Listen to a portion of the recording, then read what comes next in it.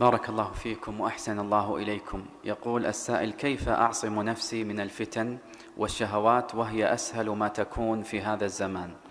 هو حق كما قال السائل، الفتن في هذا الزمان كثيرة، نسأل الله لنا وله السلامة، لكن ما لا بد منه مما يتلبس الإنسان منه ومثله أو أكثره في النظر، فإن الأكمل في مثل هذه الأحوال أن يكثر من العمل الصالح. وينسب إلى شيخ الإسلام ابن تيمية رحمه الله أنه قال: إنه لن يسلم أحد من خطيئة، وهذا حق، لكن عليك بالإكثار من العمل الصالح، لأن الله يقول: إن الحسنات يذهبن السيئات، وفي الحديث: وأتبع السيئة الحسنة تمحها.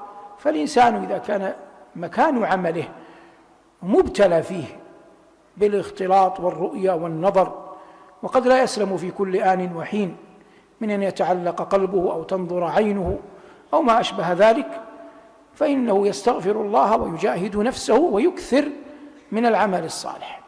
نعم.